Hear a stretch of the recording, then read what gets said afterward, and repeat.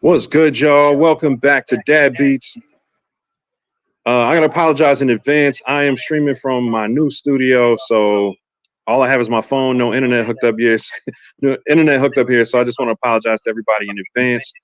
But we're gonna go ahead and try to make this a great show because we have, as you see, somebody who's super popular in the community, Mr. Bigg Sixx, also known as the head honcho from Soo100, who brings us so many of our favorite, expansion packs and things like that for the MPC platform, and just a talented sound designer and creator. So, we're basically going to be talking to him about a bunch of different topics today. And so, yeah, once again, Dad Beats, where we talk about the joys and challenges of being a producer and a creative with responsibilities. So, everybody out there with families, with things they need to take care of for their family, this is the podcast for you. So I also want to introduce my illustrious co-host, the King Caesar. What's going on, bro? What's good, everybody? I hope everybody's having a good, blessed day, and welcome, Bigg Sixx, my man Sixx here, Soo100, man. Greetings, Earthlings. Greetings. Yeah, man. So it's good. It's good to be finally get you on. I really would have preferred, to have everything set up here beforehand. So like I said, I apologize for any technical difficulties I might go through, but like I said, the King Caesar, his setup is super solid right now. So if I happen to drop out on anything, yeah, I'll just jump right back in. But yeah, man, welcome. We talked for a long time, bro. Like the last couple of years, we've spoken on the phone here and there. We've definitely spoken on social media, and I think you might have had. Did we have a video chat? I can't remember. I reached out to you because your quality was clean, and I was wondering how you were getting a shot of your screen, your MPC screen, but you'll move your hand, and I never saw your hand. And we reached out, and we connected ever since. Oh yeah, that's right. Yeah, with the channel with the MPC Touch, for those who don't know, I use the MPC Touch on my channel for my MPC tutorials. And that's probably the most popular question I get is like, yo, how are you showing your screen so clearly? But it's dope. Yeah, like you said, it introduced us. And it's funny because I remember before we had like a full conversation, I think we followed each other on Instagram. And I started noticing a lot of similarities as far as how we move creatively. You are also into apparel, business owner who basically creates your own designs. You're a graphic designer, extensive graphic design knowledge. I mean, motion graphics and everything, right? Yes, that came from 25 years of doing it. Wow. Yeah. So yeah, I mean, after 20, and then now I just kind of do it for my projects. Gotcha. Just for yourself, right? And that's kind of where I am with it too. I started creating. I am Sight. I tell people is my best client. Because it's kind of like I took all of the experience I had from my previous clients doing graphics, branding, and video, and applied all those skills to myself, but kind of created a character. I mean, I'm obviously me, but I think I Am Sight is similar to what you did with Soo100 brand, right? Like it's your latest brand, and it's the way you kind of introduce yourself musically to the world. Am I correct in that? No, actually, it was you guys who built Soo100 brand. I was just chilling. To keep it 100, I was just chilling. What Soo100 brand has become. When I look back at things that I've had my hand in, like, man, I didn't make it on that. Well, not necessarily I didn't make it. I didn't get rich on this. I didn't get rich on that. But Soo100 is, I think all of those things was training for this. It was training for this. Right now it's known as sound design, but it's going to grow into media and other things. But to be honest, it was the community who built this. Well, I did the work, but you guys forced your hand, like, man, the demand, they asked for it. So Yeah. that, what were you gonna say? Oh, Well, that's what definitely I was gonna say. I was gonna say it's well deserved. I mean, when you create something that everybody, what I'm saying, respects and loves, then that's what you're gonna get. It turns into something. It's a snowball effect. So, the fact that you are like releasing like very quality key groups, that's a niche or like a hole in the gap that people was needing to be filled. Because we know how akai be doing stuff. So we had somebody from the community that was actually a part of the culture, who did the the music like how we do it, what I'm saying, who represented us, what I'm saying, who came out with the goodness, absolutely. everybody's gonna And, really want to jump behind that.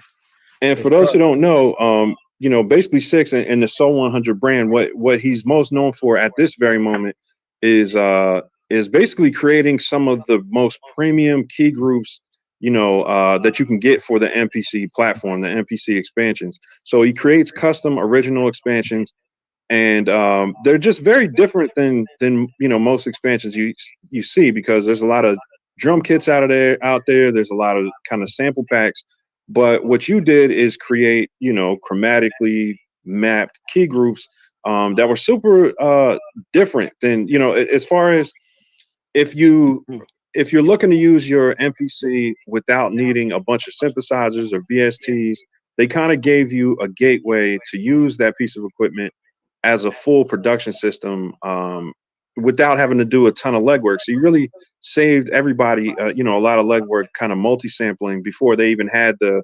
multi-sample feature. What got you into making the key groups? Well, I believe it started with with the Akai rack samplers, like the S5000. My favorite, which is the Z8, which I still use to this day. The technology of what MPC is as a sequencer, I think is beautiful. It works, it does its thing, but it never had a synth engine in it. So when you saw MPCs, it was mainly, you got your MPC, and then you would MIDI it to either a keyboard or something in a rack. Then the MPC 1000 came out, so it was a little bit more smaller, portable. Just because it was smaller, you still had to plug it up. But I wanted those sounds. I wanted the sounds that I had when I was at home. So for me, this whole thing was really a passion project. It wasn't something where I said, I'm going to create an expansion and I'm going to sell it, and everybody who has an MPC is going to purchase this. And it wasn't for that. It's really me archiving some of the best of the equipment that I own personally. I own the analog gear. And me being away from my MPC, and then the 500 came, which was the real portable MPC. And now you can, take it on batteries and be in a car. So that's when the portability started getting in my head. Now, mind you, I'm still multi-sampling on rack samplers. And then I think around the time, so it was MPC 1000 and Reason 5 for years. Okay. And Reason 5, that was my sound module. But what I would do is I would make my beat on the MPC and just use a generic piano sound. And every part of my beat, I would do it on an octave of the piano. That way my frequencies are separated. Then what I'll do is I'll take that and point it at Reason and say, all right, this top octave, I want you to be this sound. This middle octave, you be this sound, you be this sound, you be this sound. I'll render the loops and then spit the loops back into MPC. It was a process, but it was a way that I can get my sounds inside of my beats. Wow. So that's an interesting way to compose, because you were using the piano for 4 or 5 sounds, but all in different octaves. Yes, because you can hear everything. Well, for me, I can hear everything. If my melody, chord progression, counter melody, the bounce, if all of that sounds good on one piano, then I know that no matter what part I take and assign to a sound, it's going to sound good. Wow. That's a I've jewel done right that there, bro. Yeah, for I years. never even seen nobody do nothing like that. But that makes a lot of sense. It does make a lot of sense. Because you're dealing with, Yeah. you're dealing with frequencies as they go. So, and there's higher Mhm. frequencies. I want plucky type performance because you're Yeah. going to point that to a pluck, and then Mhm. right under that. So now when we're EQing, you're not really fighting or battling. You're really just enhancing and maybe getting rid of, the frequencies that you don't That's want. kind of like the instrument version of mixing in mono. Ah, yes, Yeah. it is. If you think about it, yes. Man, that's beautiful. And one thing that I noticed that you talk about a lot is music theory. I mean, you're super passionate about it. I remember one time we got into like a little Facebook kind of like back and forth about it, and you were like, "What do you Let's mean, talk man? about Like it.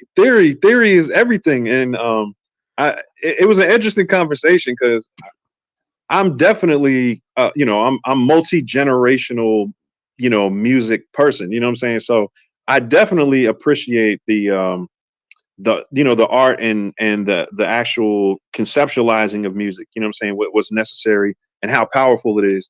I think the point I was trying to make in that conversation was that whether or not we know what we're doing with music, we're still able to create it. I mean, as far as whether or not we have learned from books or from teaching, which is not to say the theory isn't there, but I was kind of saying that theory can be innate in certain people, and I was speaking out of personal experience because a lot of the things that I've done in my music career I've never been classically trained, and I've never taken the time to really learn as much as I should, but I have been able to accomplish certain amount of things just off of, I guess you could say, natural ability or whatever.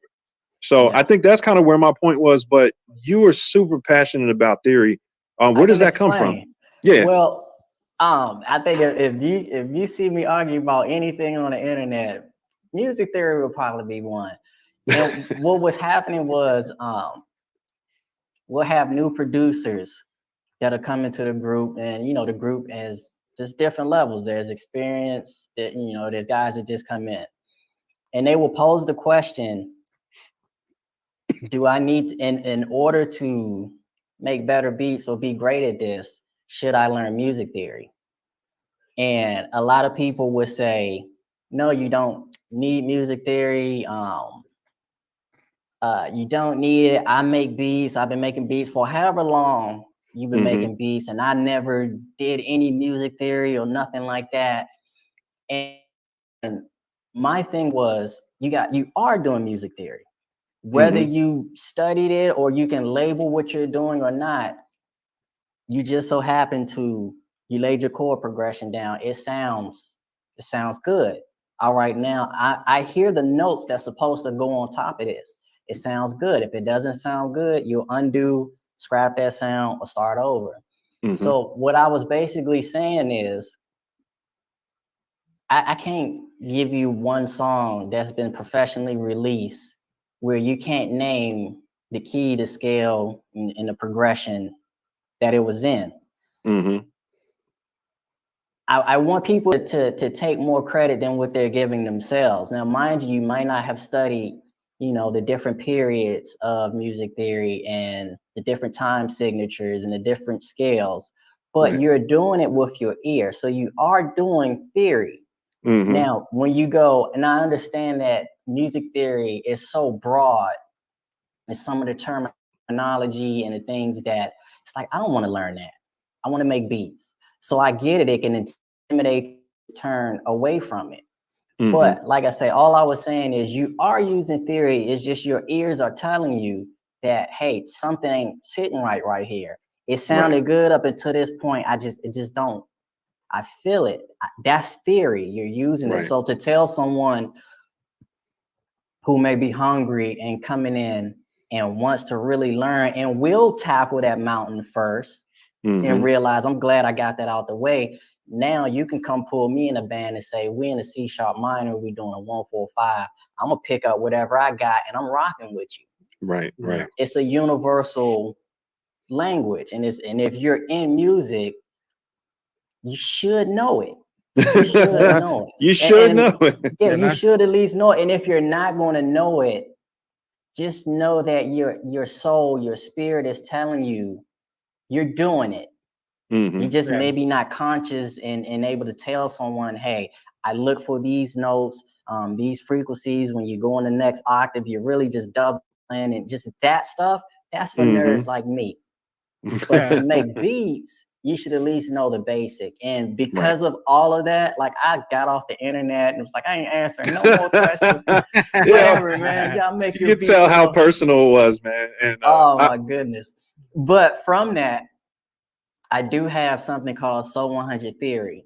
And the marketing behind it, it's not music theory. So I'm gonna teach you how to compose your own chords without the help of these tools like Melodyne and MIDI notes and all that. Pad Perform. Pad Perform.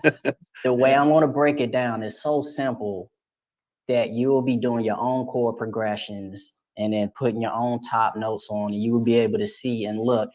And at the end of the day, once you're making music and you know what you're doing, I'm gonna say, I just taught you music theory and told you something else. I told you, I'm definitely down for that, bro. I'm down for that course. Yeah. Well, I like music theory too. Like, I'm not like a huge music theory person as far as, like, you know, like you said, being classically trained, but I do take the time to like learn certain things because, like you said, it can enhance like what you do and like how fast you can do it too. So, like, you know, if you're trying to like you know, play a certain thing. Let's say you heard a track and you don't want to sample that track, but you want to emulate some of the like chords and stuff that was in that track. You know, if you don't know like how to reproduce that, or what chords and stuff is even, you know, going into that, or how they even structured that, you know, then it's hard to do that stuff. Music theory helps you do that. But like you said, like most of the time you're doing that stuff with your ear. So, you know, if you're musically inclined, then you like naturally have a little bit of music theory already like in your brain, because to be able to like sort out different frequencies and different melodies and put them together, you know, like you said, Sixx, that's music theory in its own right, you know. But just taking the little extra time to like understand what makes a C minor or C sharp, or, you know what I'm saying, why certain chords go together, you know what I'm saying? Yeah. And like, you know, because you got, you know, we can go into a triads and, you know what I'm saying, major notes with. All right, man. You see now you're getting, you know, now you're losing me. You know what I'm saying? But nah, that's why I'm saying, like, you I'm know, joking, but no, I feel you. Take the time to learn some of that stuff. You don't have to like put your all into it, but like a lot of stuff, that's just a tip for people who want to like make their workflow even faster, because you can figure out things faster when you know what works with what, you know. Yeah, and I think honestly, you know, when I say things like that, like jokes like that, like, all right, now you're losing me, it's again, it's not a knock against theory. It's a recognition that in the world we're in right now, which is kind of like a microwave, you know, attention span, like I seen an article the other day that said human attention span is now lower than a goldfish.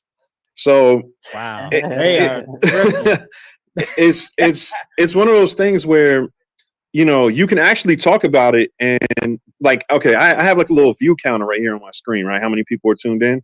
Yeah. You can start talking about theory and the view count will start going down. Like and I say that again, not because I have a problem with theory. It's because recognizing the culture we're in right now, where so many people want the microwave results, and, you know, we're all guilty of it, you know, to a certain extent, but I try not to go too far down that, because, you know, a lot of people, education is something that a lot of people avoid if it's not entertaining. You know what I'm saying? It's almost like, and that's kind of what I've tried to do with my channel, is make, you know, my own way of making music, make it as entertaining as I can while teaching people at the same time. And it's a real challenge. Like, it's not something that everyone can do. So I'm interested to, you know, see your course, Sixx, because it's one of those things where, I mean, I'm like a diligent person. Like, when I sit down and study something, I'll definitely lock in. But it's kind of, I think music theory is kind of like, it's kind of like how exercise videos are, where people know, like, they'll order like P90X and they know they're supposed to do it, and they'll just leave it on the shelf next to the TV. Yeah, You see, know what I well, mean? that's why I think that this course is key, and I need to manifest it in its perfect timing, because you would think you need to know these things. Like I've struggled with music theory since I was a child, and I grew up playing keys in the church. That's where my roots started. When whoever was missing in the band, I know that song, I can play that. I know the chords, I know the notes. I couldn't tell you what it was, but I knew that. You go from that to middle school. Now I'm in an orchestra. So I played the timpani and the bass and the snare. And now I have a horn section and string section and brass section. Then from there, I'm from DC. So when you're a teenager, if you got a go-go band, you're like a rock star. So go-go is a lot of heavy on percussion. And through that journey, I wanted to be able to do the keys like maybe a Scott Storch or something like that. So I would ask the little old lady at church to do the piano lessons, and then we'll sit and do Mary Had a Little Lamb, left hand, right hand.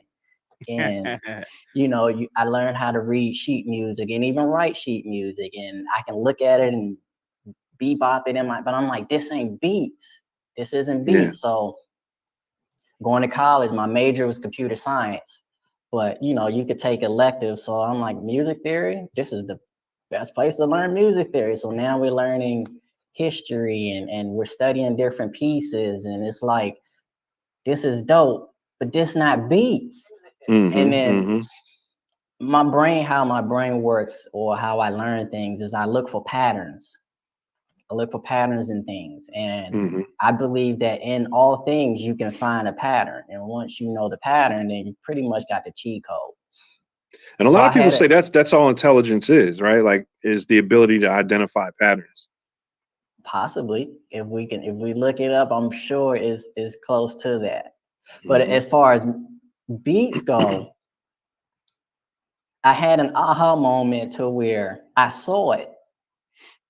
Like, this is the piece that I need to make beats. This piece. So if you imagine, you ever see where they talk about deep web and it's an iceberg? I think the small tip top and the big, however it is, iceberg. Like the web, right? Yeah. Yes. So if you look at the piece that's under the ocean, I will call that music theory. Okay. And if you look at what we need to make beats and be able to, I send you a file and you're in key and you can add on, and then we send it to Caesar, and it's that little piece, that little tip. So if you can count to 7 and you know your alphabet up to G, I can teach you music theory. It's just now me putting it in a scientific method to where you do this, this is your outcome. That's my task right now. But I've taught children music theory, adults music theory, and when they look at it, it's like, this is it. Yeah. But one thing I can say music theory did help is, remember how people or producers will say, you do 10 beats, you may throw away 6. And then 4 of them you may send to your homies, 3 you keep it to the side, 2 you're going to shop, and 1 is just, I'm keeping that, I'm like, why do we got to do all of these beats and waste these beats? But when I had that aha moment, I realized that the ones that I was throwing away is the ones I was getting a real good start. And then I'm trying to mix a major and a minor scale.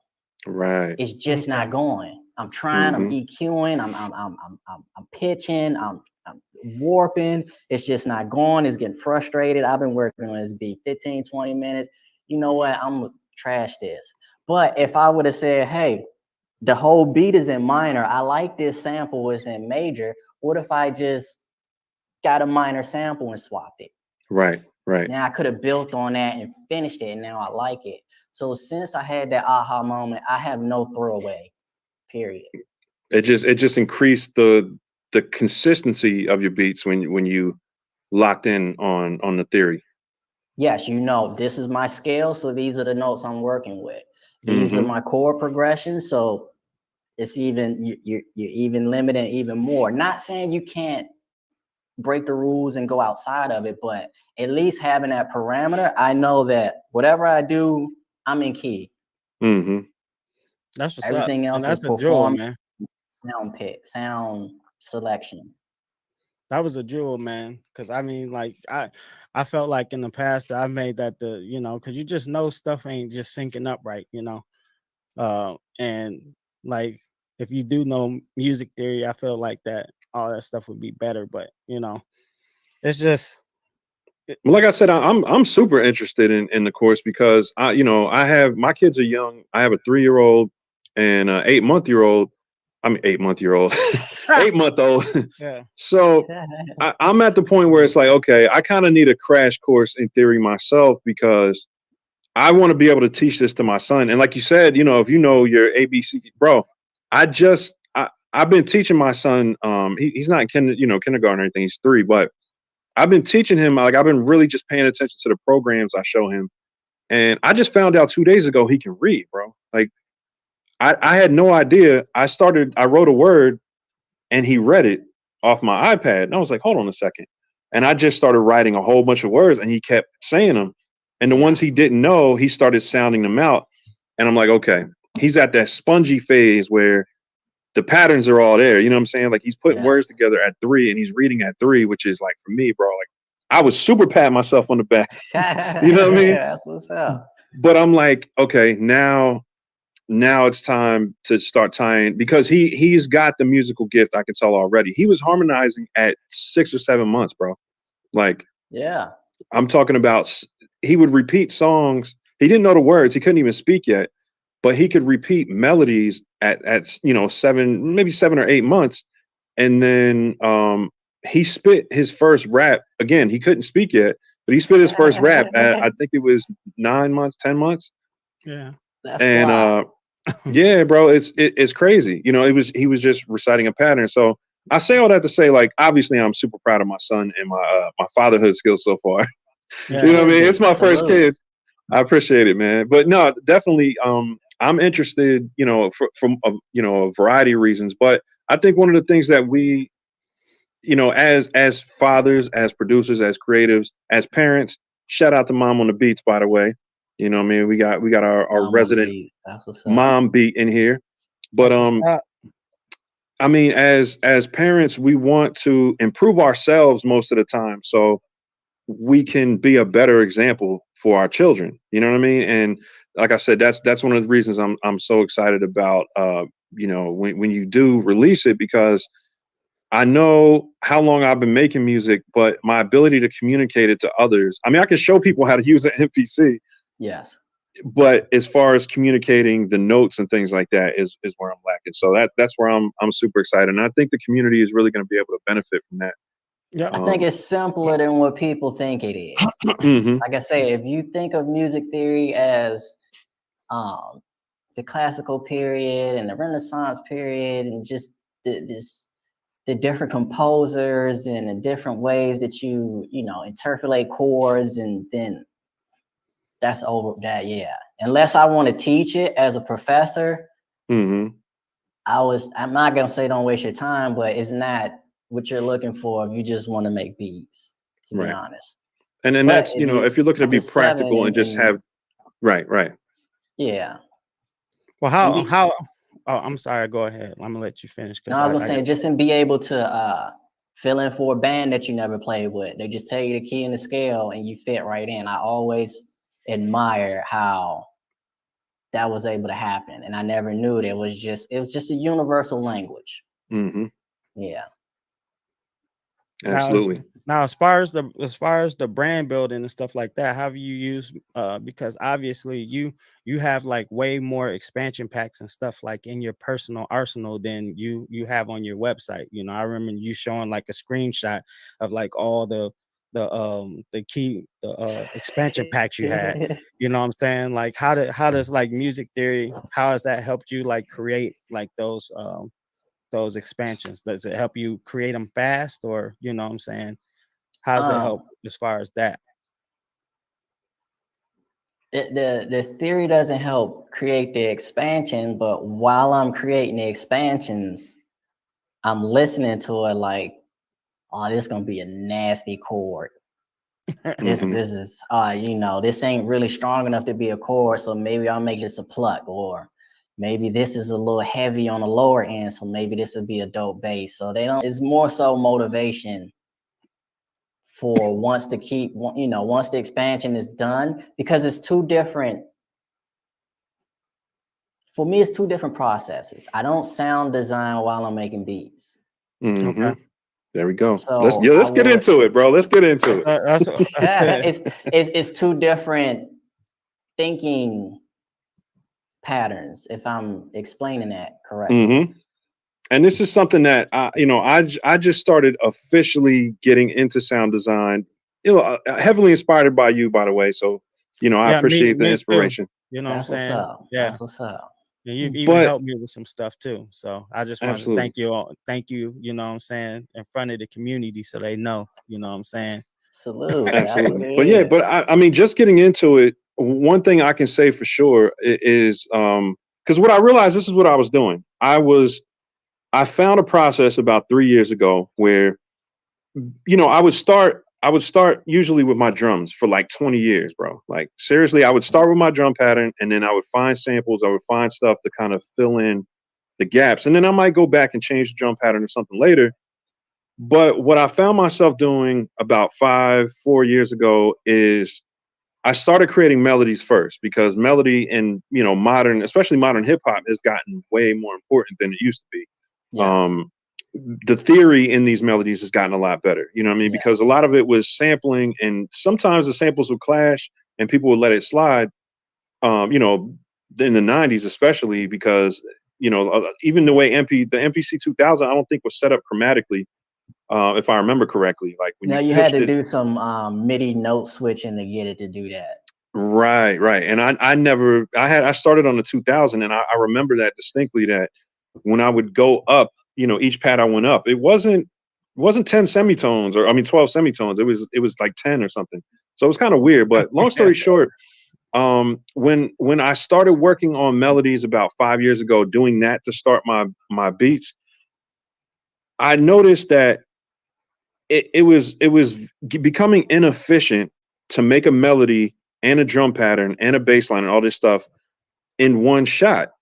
It was becoming very it just wasn't inspiring anymore, because it's almost like I was using two different sides of my brain, which I know it's music and it really shouldn't be that way. So what I started doing was just spending a day creating melodies. So I would just say, okay, I don't feel like making beats today, because sometimes you just get tired of drums. Like all the drums you have in your collection, you're like, I'm good. I don't want no drums today. I'm just gonna make some music today, minus the drums. And I found myself doing that for like 2 or 3 months. And I was like, yo.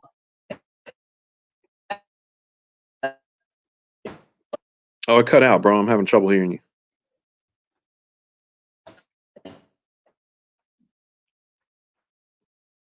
Is it just me? Oh, or can you hear him? No, it's he's having problems right now.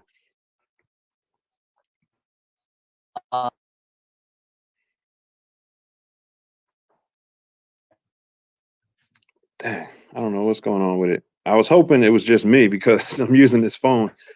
All right, we good? Yeah. There we go. All right. All right, what were you saying? My bad. We lost you for a second there. I forgot, what was the question again? Oh no, I was just saying, I found myself making melodies, it was like 3 months. I didn't make any beats. I just made melodies for 3 months. And then I started sending them out to Outboard Gear and then resampling them. And then I was like, yo, I'm creating sample packs at this point. Yeah. So, I kind of been plotting on creating my own, loop packs and sample packs and stuff for a little while. I just kind of pulled the trigger this year. But I think that's something that I wish I had discovered earlier, that spending a day making your own melodies, or spending a week making your own melodies, sometimes is way more inspiring than trying to put together complete beats. Because I know a lot of guys say, a lot of us in the community are like, yo, we only have half done beats. We don't have any complete beats. You know what I'm saying? So it's like, with what I noticed with the melodies was I would come up with the main loop. Then I was like, okay, what would this sound like with a bass line? Okay, what would this sound like with a little bit of percussion, like, some bongos or a tambourine or something? And then it would be like, before you knew it, I had like 5 or 6 instruments, and all it needed was drums. You know what I'm saying? Yeah. So I found that is my new preferred way of making music. I prefer to make my melodies first and then sample myself. Because when I started making beats, I was sampling other people. You know what I mean? So it was like that was the most fun to me, was finding something, digging, chopping it up, hearing something, chopping it up, and arranging it the way I want. The difference is now I'm kind of just making my own records before I do it. You know what I mean? Yes. And it's definitely for Very me, hands-on. yeah, it's very hands-on, but it's the most inspired I've been. I haven't had beat block in a couple of years, really, because I have like little mini moments, but for the most part, usually when I have beat block, it's because I don't feel like putting drums on anything. So I'm better off just making a melody. Is that something that Yeah. you ran into, or you just make melodies for a long time? I think it's more intense when I make an expansion than an album. Because when I'm tasked to produce an album, it's usually the artist is there. You may hear something, he's inspired. I'm gonna build on that. If I don't feel the inspiration, if you're not in the studio, I'm gonna keep going. But like that. when I do my expansion previews, I take pride in them as if this is a huge album, and it's a lot of them. It's usually anywhere from 60 to 100 in there, and I never really, like the fact that I would get expansions and the previews were the same. Shout out to those It was who the do it. same melody The same with different melody. key groups. Yeah. Because I feel like by the time you get to the 5th or 6th one, you're done with the melody. Yeah. Not necessarily like you want to move on and hear new sounds. It's just, I'm over this melody. Let me just pick something real quick. I felt like if I do a melody as if, all I got to do is put drums on it. And then also the way I do it, I show you the strength of the particular oscillators of the key group. So if it's real heavy in the bottom, I'm going to give you that low end. If it sounds in bright the and preview, crisp, yes, at the top, I'm going to come up top. I'm going to let you hear a range of the key groups. Hence, this is how I will produce with a piano, because there's usually about 3 different sections in each of those previews. You hear the chords, you hear the progression, you hear a melody, and you may hear a counter melody. So now I would take just those MIDI notes and just assign it to different sounds, just different parts. So, but when I'm doing expansions, it's so many that I have to say, hey, I'm gonna take about 4 days and I'm only doing melodies. Just give me a nice rich piano and I'm only doing melodies. Everything is done on this piano, right? So maybe I'll have 100 MIDI patterns just on the piano. So now it's like, all right, this particular expansion is gonna have, I don't know, let's say 80 key groups in it.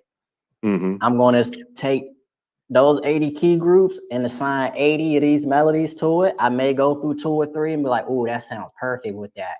This is the preview for that. I'll go to the next melody. Oh, that sounds perfect. This is the preview for that. So mind you, those are just the previews. So once the expansion is done, now I can relax. Now I can enjoy the expansion as a producer, and I can go through and make beats now. So I don't make them the same. It's 2 different disciplines. Actually making expansions is mind-numbing, doing the same thing over and over thousands of times. But I got to tell you, and I said this. Your sound pack was probably the second one that I reviewed on my channel. The first one was Shroom. He sent me a few just phenomenal drum breaks, and I was like, man, this is really dope. I get to give some light to guys that whose content I really like. So the next one was we had already been communicating on Instagram and stuff. So I hit you up and I was like, yo, man, you think you can send me a couple? I'd love to review them on my channel.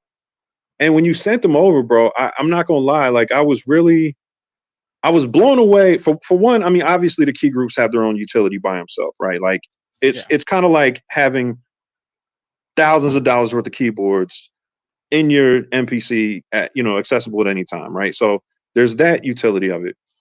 But as I'm scrolling through the previews, which are MP3s, you know, in any expansion, if anybody's ever created an expansion, you know that they're like either waves or MP3s that are, you know, samples of using that key group, and you have to manually record them. Like that's the process you were just talking about.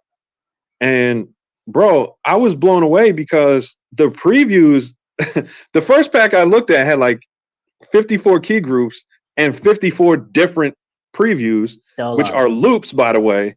Yes. And I'm like, I'm gonna sample these previews, bro. You know what?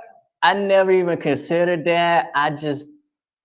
The previews, I just want you to hear, all right, I came up with this key group. This is what I came up with. This is the first thing, and this is the potential of it. Here's the range. You'll hear the sweet spots. That's it. Yeah. I never thought that people would take those and be sampling and flipping those loops. And I was telling you, I remember emailing you or texting you, and I was just like, yo, bro, like this is additional value in your packs that I think you should emphasize.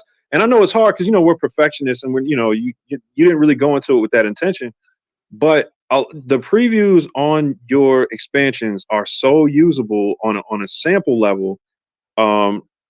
It's phenomenal, bro. Like, and I was really blown away by it because I was just like, man, like if I'm not in the mood to play something right now, or, you know, I'm just not inspired, at least I can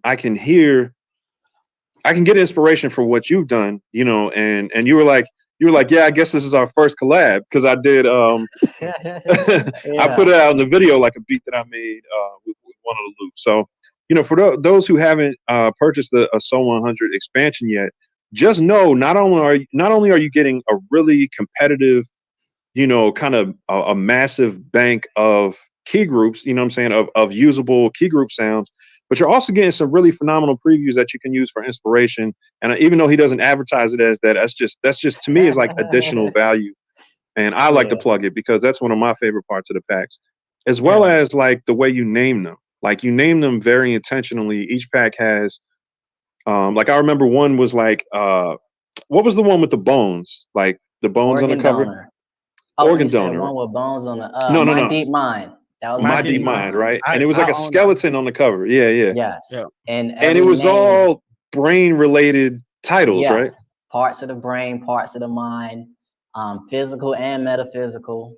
So in every expansion, the names of the key groups are vocabulary lists. Because I'm thinking about my sons. Like when they go through and look at what did dad create, what did he leave, I'm still teaching from beyond the other side. If you just going through my work. Organ donors is all of the organs in the body. These keys too was more of we were in the middle of the George Floyd and Breonna Taylor, so every name of those is someone we lost to police violence. So everyone has its own Easter egg to it. And that's something, you know, I want to mention to the community and everybody watching is one of the keys to success as an artist is intentionality. And, you know, I don't want to be all preachy on here, but, you know, I try to extract the jewels from what we're talking about, right? And being an artist, it's like it's easy to just kind of do random things, but like last time we were talking about goal setting, and intentionality is an extension of goal setting, or maybe vice versa, right? So, you know, when you go into these things, I can imagine you're probably writing down, or you're coming up with the idea for the pack or the inspiration for it, the title, because I see you do the titles, you do the covers, and then you work in, you know, the titles of the individual key groups. So I'm saying all this to say, if you look at Sixx's work, you see what I'm saying? This goes back to the point I was making last week about. This one's from New Pack. So everything is written down. If once it's checked off, it's done. If they're not checked off, this is Tables Have Turned, and this is Fat Planet, what I'm working on now. So and what that does, y'all, is, you know, when you're intentional about the art that you're creating, it's not that you have to be super organized, but it's about committing to an idea. And it looks like you're kind of like overloading, right? Like you have way more names on there than actually end up on the pack, correct? No, it's exact. Everything is exact. So that's why the packs are Yeah. massive like that, because you write down a ton of stuff. There's a lot there too. So I can see it. pretty much what I do is I search the country high and low for expensive, rare, and classic hardware to sample for these expansions now. I don't sample anything that you can just go on a Guitar Center right now and get. Usually it should be discontinued. It should have some kind of history. Like I had a chance to sit down at a real PPG and got 2 expansions worth out of it. There was a time where I would just book sessions around Los Angeles, Hollywood, North Hollywood area, because studios would promote like, hey, in this we have this keyboard and we have a Yamaha this and an old school this that's we just put fresh tapes in it. And okay, I need a 4-hour session, 2-hour, however it is, and I will go in there and just design. All right, I need to do. It's just exercise for me. Let's do 6 plucky sounds. All right, let's do 6 pad sounds. Now let's do 6 key-like sounds. Now let's go wild with some LFOs and envelopes. Before you know it, in one session, I got like 40, 50 just different key groups. Not with any intention, it's just a vibe that I'm capturing. I'm more excited to sit in front of this board that I'm in front of. That's what and I may not ever get a chance to sit in front of it again. And the guys that I know that make beats may not ever get a chance to sit in front of a period. So at least while I'm here, I can capture the essence of this particular board. Not trying to recreate anything, no presets, because normally that's the first thing I do. I kill all the presets. I don't want to hear no effects on no synthesizer. And I'll do my own envelopes, thank you. So what I look for is just the quality of the oscillators. How can I stack them and how can I modulate them just enough to get something decent in MPC? And then I use this technology to make it an actual instrument. Right. And you can tell, you know, that there's a lot of post-production, if you want to call it that, within the MPC. Oh, yes. You take if you strip it down, some of it may sound like super fart. But it was something in that tone that I'm like, this could be a dope trumpet. If I could just if I can keep that noise floor at a certain degree and I can, you know, add this and this. And when you get it, it sounds like a dope trumpet. A lot of them, if you know, remove some of the effects change, you can hear me fighting that analog noise floor. It's there. I do analog, that's my thing. Ohm's law. Just straight up Ohm's law, electricity.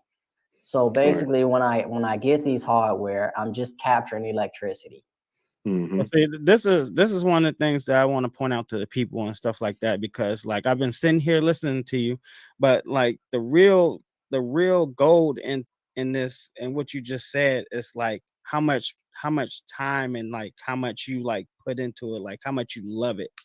You know what I'm saying? Like, and the fact that you take so much time and put like, you know what I'm saying? Like, you know, when you cook something good, they say you put your foot in it, right? You know what I'm saying? Right. Like that, it shows in the key group. So, you know what I'm saying? Like, so for people in the chat, if you're doing stuff, you know what I'm saying? Especially because I imagine everybody's here is here because we love music, you know. If you're working on a project or you want to do stuff like, you know, like Sixx is doing it, you know what I'm saying? Take your time and enjoy the process, because it's going to show in your work. And that's why I think that your key groups are as popular as they are and people like them as much, because you know there's more, and there's even more thought into it than I originally thought, you know what I'm saying? You sitting here explaining like the process and like how you think about it. And can we do it as a business? Yeah, my bad. I didn't want to cut you off real quick. I just want to get to the chat because do a little bit of you know, housekeeping real quick. Everybody who's tuned in, if you could do us a huge favor and hit the like button if you're enjoying the content. It helps us, you know, get the podcast out there a little more, and you know, just basically lets YouTube know that you guys are enjoying it. So you can take a quick second and hit that like button. That would be huge. Also, I just want to thank, you know, everybody that's in the chat, chopping it up. The homie Marcello is in here. Shout out to Marcello. Yeah, Really man. great YouTube channel came through.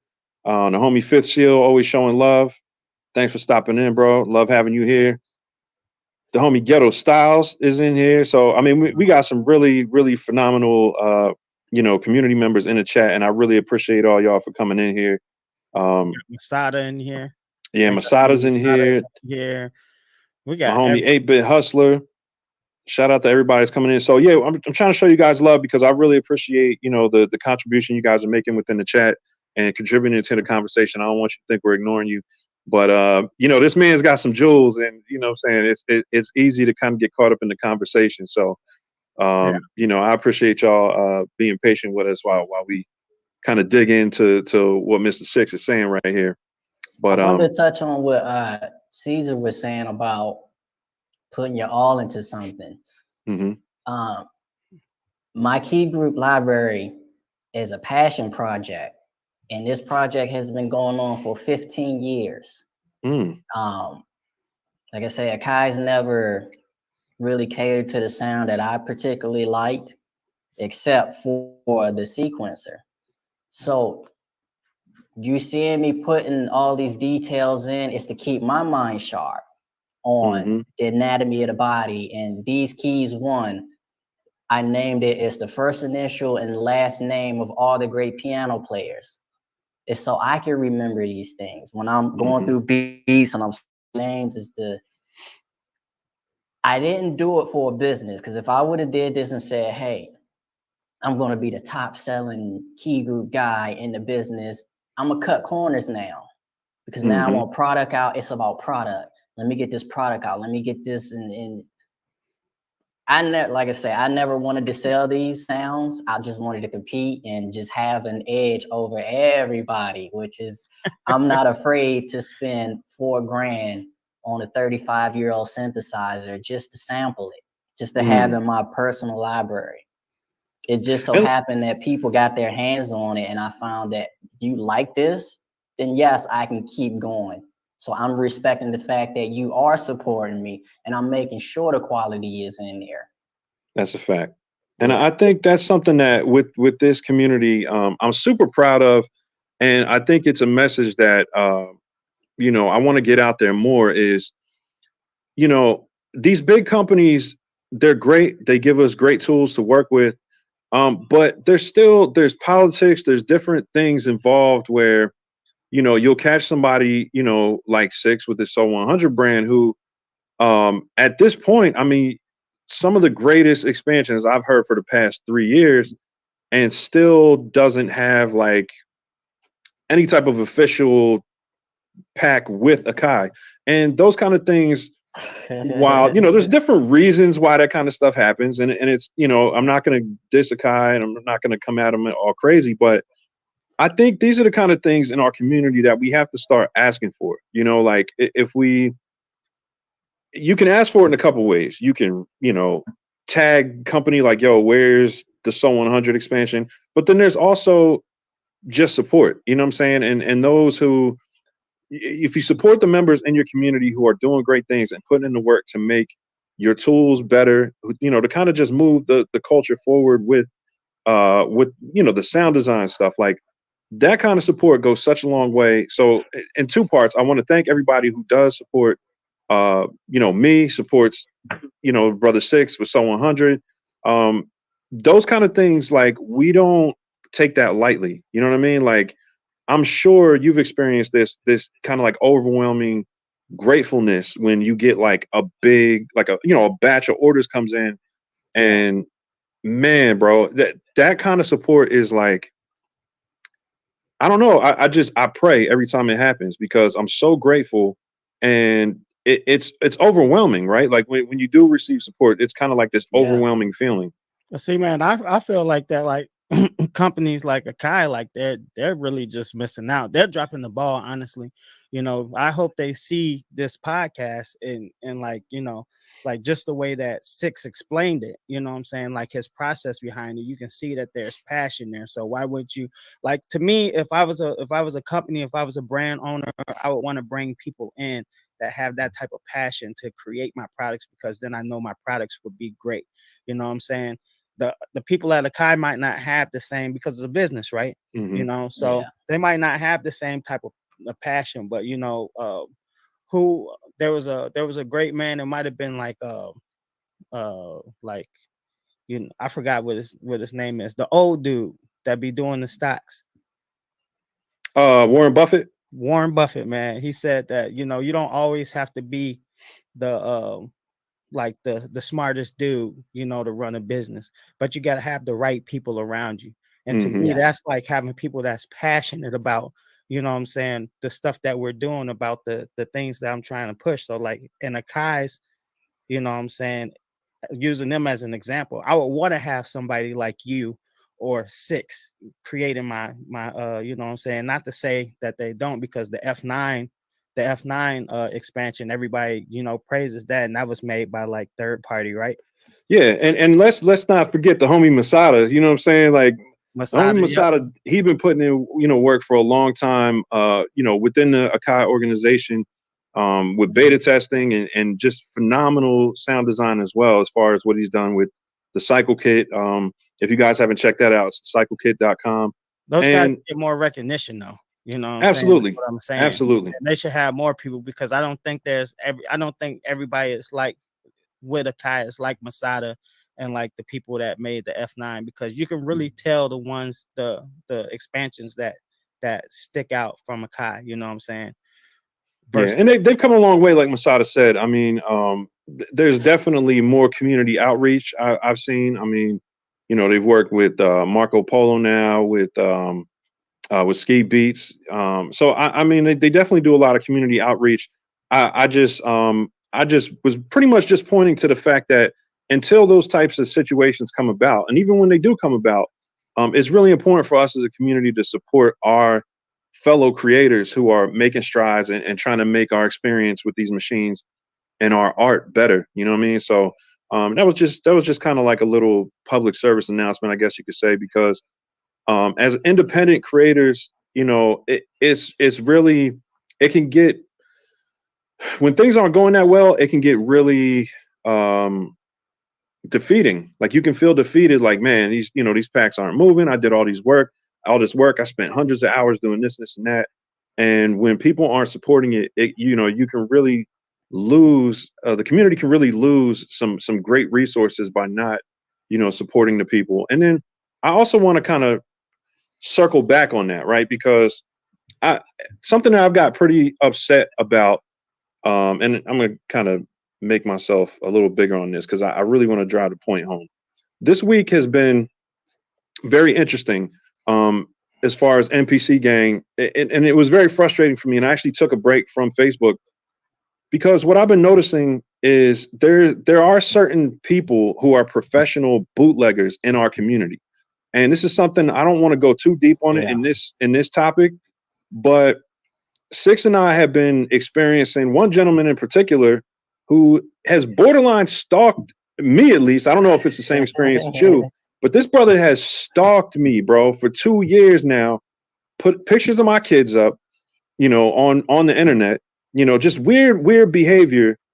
And I say that because it doesn't seem related to sound design, but where I first went afoul of this guy is when I kicked him out of the MPC gang group for selling expansions. So he was selling Akai expansions, Native Instruments expansions, Masada's expansions, Sixx's expansions, and it's before I had anything out. And I kicked him out for GP. I kick people out of that group all the time. But what you guys don't know when you support these type of people, and again, I'm not speaking to anybody directly in this audience. I don't know if this is what anybody does in here, but for those who catch this and who might have bought expansions from a third party who is not authorized, you're not only kind of robbing the people who are really doing the work, you know what I'm saying, putting the work in, but you're also kind of creating these monsters in the community. I mean, this guy, I'm telling you, he has reached out to me from about 10 to 15 different Facebook accounts. And you might say, like, yo, who has time to make 10, 15 Facebook accounts? Well, when somebody's making hundreds or thousands of dollars every month off other people's expansions, why wouldn't they keep making accounts? Every time they get banned, they'll just make a new one. So I'm saying all this to say, like, you know, people in our community sometimes can overlook what piracy does. You know what I'm saying? Because they see big companies and they're like, oh, you know, so and so has millions of dollars. They're not worried about it. But piracy in general enables the wrong type of people. You know what I'm saying? And some of these people can be very detrimental to our community. And I say that because, you know, Sixx and I had a conversation about his latest pack, which is Hard Ass Drums. And this is something I know you've been working on for probably about a year or more, right? This Hard Ass Drums pack. Well, it took me 6 months to create. Created it from scratch, and then I had an idea of, while I was creating the expansion, let me just take the WAV files from it and put it out as something for people who don't have MPCs. You can just pull up in your DAW anything to take a WAV file. Yeah. So I put that out, and now I'm planning this expansion and how I'm gonna, you know, it's gonna come. You load up the drums, it's gonna already be routed to sub channels, and I'm gonna have the effects on it, and I'm gonna put envelopes, and then I'm gonna teach you how I did it, and it's gonna be great. Mm-hmm. And then I saw the particular person like scrolling through their expansions, the stolen ones that they were selling, and there was a Hard Ass Drums expansion. And that was like the biggest punch in the gut feeling. I don't know why I felt that. I couldn't control it, but it hit me. I felt it. Yeah. And it was like, I didn't create a Hard Ass Drums expansion yet. It was more so, oh yeah, you know, I just put it together. I'm like, you know what? Forget it. I'm going back to key grooves. Well, I know you can't mess with me on that. And I focused back on key grooves. The drums was done. They've been sitting. Yeah. And then recently, as I was working on Hard Ass Drums too, the process of drum design that I was doing, I figured if I can translate this into a template and get it to people in an expansion, one is accessible in your expansion list. And then now you can, this is the first drum kit where you can create your own drum kits from it.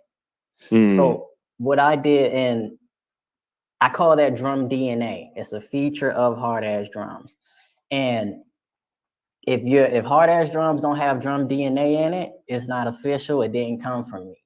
If it doesn't sit next to these keys too, it's not official. It didn't come from me. That one sat way at the bottom. You know, also 100 sit up top. It's just the way I code it. Right.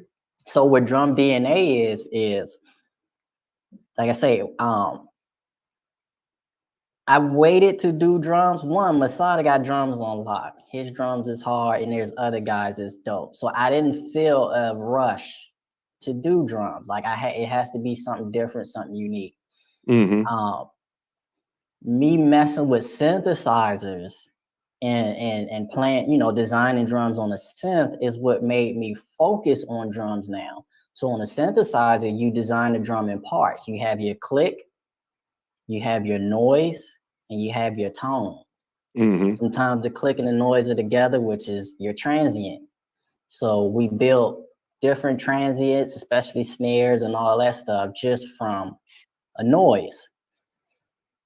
After doing that for so long, instead of just constantly dialing up, all right, let me dial this click. What I decided to do is let me sample this click. Now it's mine forever. Let me sample. So as I learning drums, this is how you do a kick, and you add the sine wave very low, and you set your envelopes and this. Now let me save this click and let me save this tone. These are files now. So how I set up drum DNA on the MPC is banks A and B. Banks, let me see. I'll load it up real quick just so I'll. But anyway, banks A and B are all my clicks. Banks C and D are all of my tones. When you hit pad A1, it's going to trigger D1. So the click is going to trigger a tone. Right? When you hit the pad, it sounds like a kick. It sounds hard. It sounds like you sound from somewhere.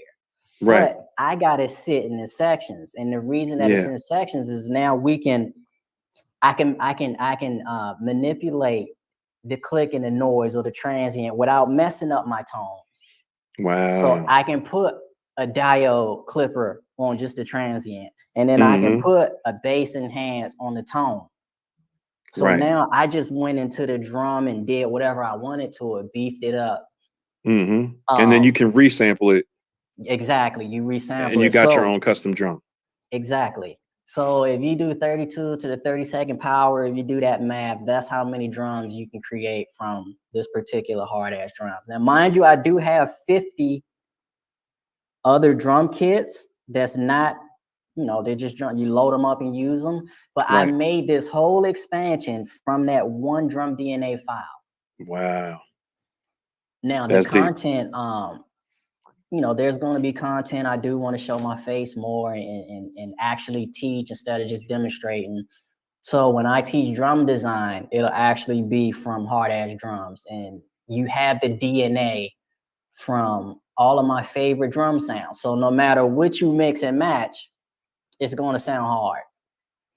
Facts. And it's going to be hard ass drums. Want it to be. It's live right now on your website. Yes, hard ass. And your website is Soo100.com, and that's 2 O's, SOO100.com. Yeah, SOO100. You sent it to me the other day. I've been moving in the new studio, so I haven't had a chance to get in there. But now I'm like, the drum DNA thing got me like, oh yeah, this is gonna be crazy. Yes. Yeah. Because I think it's nasty that like people are selling drum kits and they're just recycling the same stuff I've had probably 15 years ago, and you're calling it something else. You just put another label on it. Right. All right, cool, whatever. This kit, if you don't like the 50 that I gave you, you can create whatever you want with it. It's the kit that keeps on kitting. It's the last kit you'll probably ever need to buy, even if it's from me, but I'm gonna do different flavors of it. So hard ass drums too, there's a drum DNA, but there's also, you can control the level of vinyl noise. Oh, okay. For each, because you know, vinyl noise and any noise that kind of is like a glue. It glues it together. And then also each hard ass drum series, I'm gonna glue it with something different. Maybe the SSL, maybe a Manly, maybe, you know, a Phoenix Audio, something. It's just different glue. So each one is different experiences, but drum DNA is really my process of drum design that I made as a template for you. So you can design your own. And that's dope. And that's what I love about Masada's expansion so much, is what is how he utilizes the capabilities of these machines. And it sounds like, you know, you found a formula to do that as well. And that's something about, you know, my channel I've always tried to emphasize, is learning what these machines can do. And what brought MPCs to fame was how creatively they were used, aside from what they were intended to be used for. And I think, you know, what you guys are doing, you know, with those type of creative usages, where, you know, you kind of enable everyone a chance to sound design their own drums in a very scientific way. Yeah, that's exactly. And after playing with this, you will understand drum design. And then also, if you get the MPC software version, now you're not just limited to Akai's technology. A lot of guys got waves and UAD stuff and some real fly stuff that you can go into and manipulate just the tones. Tune the tone however you want, and you're not pitching up your transients. The transients is hitting the same, but you're going in there, you're beefing up the body. And then even within the program, you'll see the envelopes that I have on them. That's squeezing the life out of into them to make them hit hard. And then there's a section way in the back of the effects to where you can mess with the bits, the bit depth. You can go all the way down to, I think, 2 or something like that. There's an effect to where it'll, if you play a kick through it, it'll recognize the low tones and beef the low tones up. There's an effect on there for saturation. There's an effect, and there's even a soft clipper on here. Yeah, bro. I'm trying, that last update, man. I'm trying to tell y'all. Yeah. Some of the stuff on that update is like 2.10 is like, they really like, I'm really proud I'm really proud of Akai for that one, because for real. Now I really want to get in and teach it. It's enough. It's enough in there to be like, all right, these are the tools. You want your stuff to hit, these are your tools right here. Yeah. If you can't make complete beats from start to finish in MPC in its current iteration, it's not the machine. You know what I'm saying? Like, it's not the machine. The only thing I think at this point MPC is missing is, as far as being a standalone, completely standalone device, is the, you know, a mod and a modulation and a pitch bend on the screen.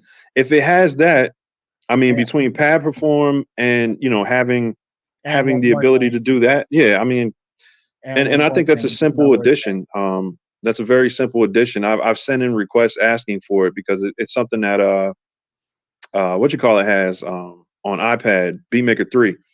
Beatmaker 3 has the pitch bend and the modulation on the screen, on the touch screen, and it works great. I mean, it's obviously not as good as like a physical pitch bend, but I mean, it's close. You know, it's as much as you could really ask for on a touch screen. And I think once that's on there, musically and expression wise, I mean, there's just so much. Say one more thing though. What's that? You know what it is. What's left? The arranger mode. Yeah, gosh, the arranger mode. Can I guess what it is?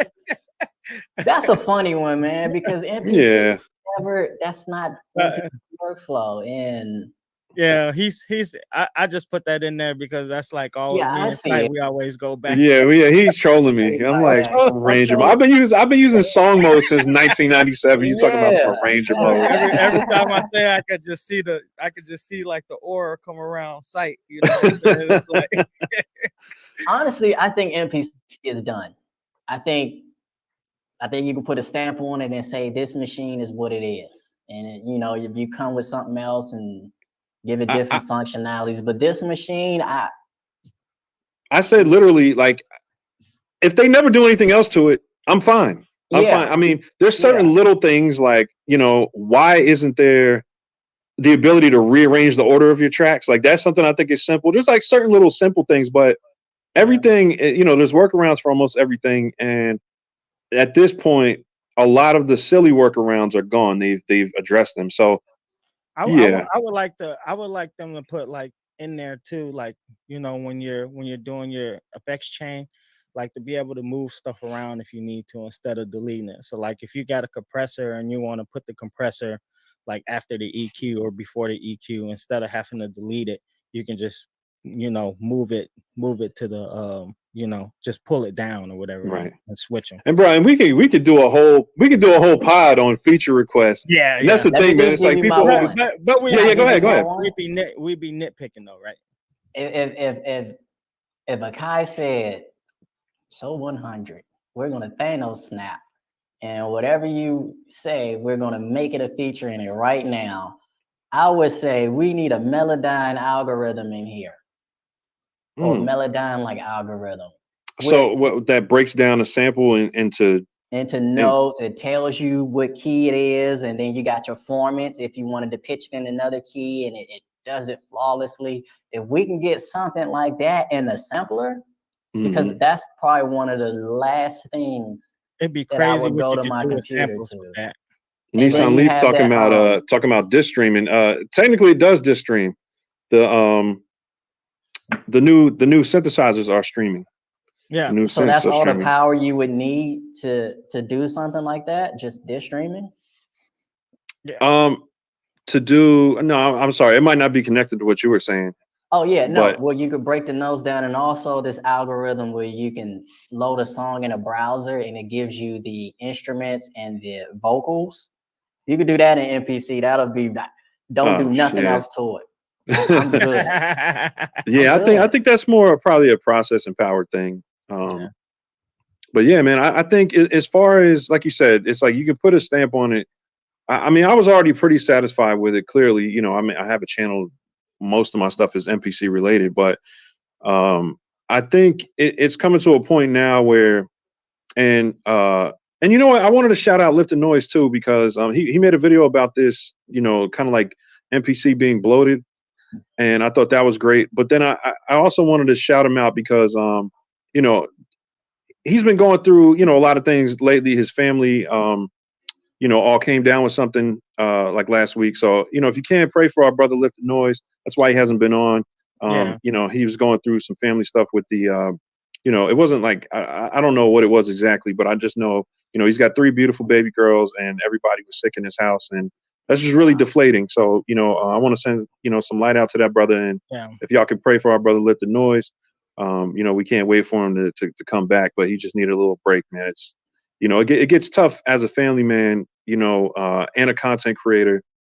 And, you know, a lot of times we have to kind of go to what's most important to us and take care of that first. And that's our family. That's real talk. You know, if anything on this podcast, the thing that we know the most about is being like family people. You know what I'm saying? Like, even, you know, I see posts and stuff with you, Sixx, with you and your kids and stuff like that. So, you know, like, It's my world. you know what I mean? Like, so we send our love to Lift the Noise, and we hope that everything gets better for him in the household. You know what I'm saying? As far Absolutely. as that, no more sickness, man. Yeah, man. You know, praying that brother is healthy now and his family is healthy, and sending love out to you, bro. I got some specific questions for you too, because Go like ahead. you know, right here we're talking about building a brand. Now we got through the first part of, like, you know, basically like how you approach it. You know what I'm saying? It's passion for you. You know what I'm saying? And it's a passion project for you. You know, and there's a lot of technical stuff that you do in the back. But now that you've released your expansions and stuff like that, like, how do you maintain it and do it on the other side? Because, you know, there's the creative side and then there's also the business side. So what are you doing as far as the business side to like keep your brand, you know, going, and you know what I'm saying, and like as far as like enhancing like your website and the different things, how do you approach that stuff? Because I think that's important for people to know too, because, you know, the passion is one thing, but you also still gotta, like, when you're doing these things, have a business approach to it. You have as to well. execute. Yeah. Yeah. So how are you executing, Sixx? Like, as far as what are some of the priorities you have for executing and getting your brand out there?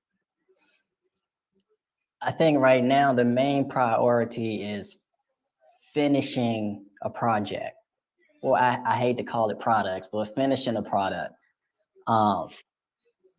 As far as the branding and just how it's spreading and growing, that's all organic.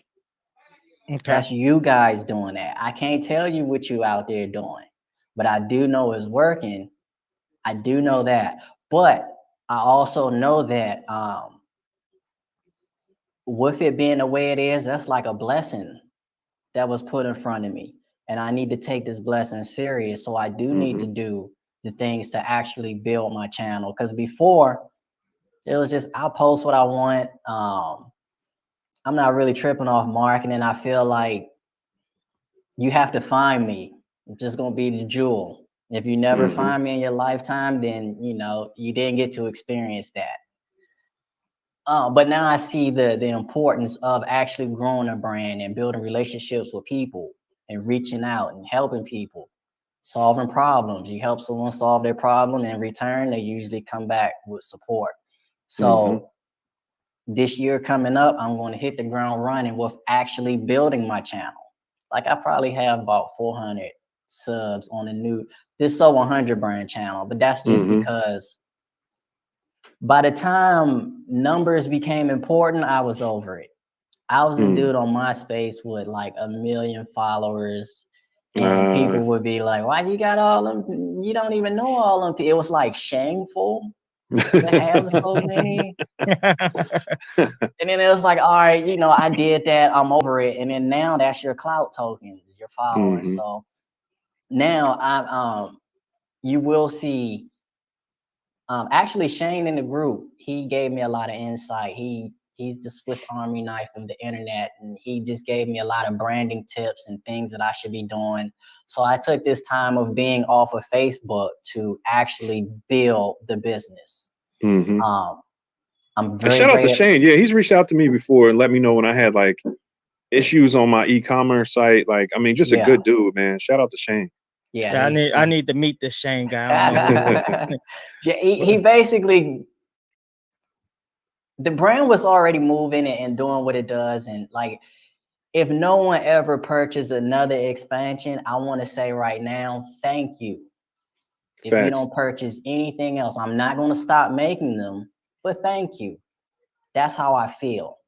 Because it's life changing, right? Like when you get, you get support at a certain level, man, it's just, it's heartwarming for one, but it's also very motivating. You know what I'm saying? Like some people say, oh yeah, it's easy to be motivated when you're making money. It's not just the money. You know what I'm saying? Because you're a multi-talented dude. I'm a multi-talented guy. The King OCs is a multi-talented guy. There's other ways we could be making money. Like this is not even probably the best way to spend my time, but it's a difference when you're being supported by the community that you love. It's a difference when you're doing what you love, making the type of work and resources and trying to bring value to your own community, and you get that support. That's a whole different type of feeling. It is. It definitely is. And like I say, the organicness of everything is beautiful. That's how you can have.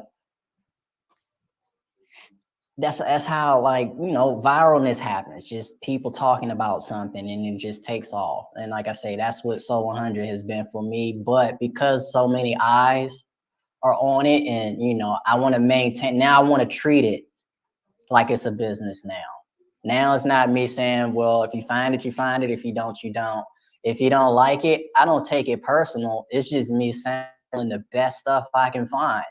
For me, when I look at these covers, I just know that this was some of the best synths that I had a chance to sit behind and twist the knobs and capture it. So and that's dope, man. Like I said, I've been working on like my expansions and stuff. Like I told you, part of the reason, like I said, I do it too is because I love it. Obviously I'm trying to come out with products and be business minded too. But like now, like just listening to like what you said and how you like broke it down, like makes me even want to put more emphasis in it. You know what I'm saying? Like, I'm really sitting down here and taking mental notes, man. You know what I'm saying? So I appreciate that. Well, digital products is a great asset to have. Yeah, it's a great asset, especially because just waking up in the morning and not having to send emails. You're just checking your PayPal and were there any questions or technical difficulties installing it? If not, it's just, hey, great job. When's the next one? It's almost automated to where I want to probably get on a schedule of releasing them, because it's so taxing mentally and just having to sit there and focus for so long. I procrastinate on a lot of them, to be honest. And people think I have hidden secret expansions just sitting to the side, which I don't. I do own the gear. I guess that will be the exclusive. I do own the actual gear, but you may see more covers than expansions on my site. That just may be an idea. Hey, Kiss My Brass. I love how that sounds. Let me do a cover for it. Right. So I got Kiss My Brass, I got the cover, but I don't just do expansions just to fill it up to sell. There has to be something behind it. It has to make me want to do it, whether it's just, I seen Stevie Wonder on this. You mean you got one? Can I sit in front of it? It just has to be, or it has to be a theme or a story behind it. Like a lot of Outfit Dolo was me taking my MPC and a cable and going to Guitar Center acting like I'm testing out keyboards and I'm taking synth patches, sitting there designing, right? And I don't have this right now. I would love to get some keys off of here. It got to a point where one guy knew I was plugging up something. He didn't know what he was doing. I was like, look, let me shoot you this 100. Just let me sit here. Just don't say nothing. He'll let me play with different stuff. But once I create the packs, or at least the cover, like I just created the Squid Game kind of cover, because, there's a synth called a squid. And I look, it's really not a synth. It's something else. But I'm like, all right, I want to make this an expansion. The cover is inspiring the expansion. Right. The next one that I'm actually working on is Inspect These Gadgets, where I take the core gadget the game on a PSP, and it has about 16 different synths in it, and they just updated and did 2 new ones. They got a couple drum synths. So I hear a lot of people complaining about how awful it is. I'm going to focus and program on it, multi-sample it, and make a full expansion from the Chord gadget. That's the challenge. That's dope.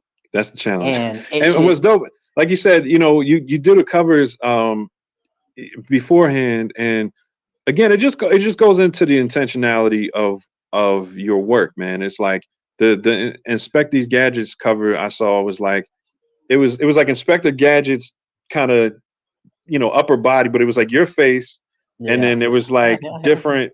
The gadgets were like a keyboard, or it was just and right. The MPC one, the MPC one on that right. one. And I think as a point of inspiration for us, you know, out there in the community, that part of kind of setting, and you see recording artists do it, like, you know, Yeezy does it a lot, where, you know, they'll announce Drake, you know, Certified Lover Boy. They was talking about that for like a year.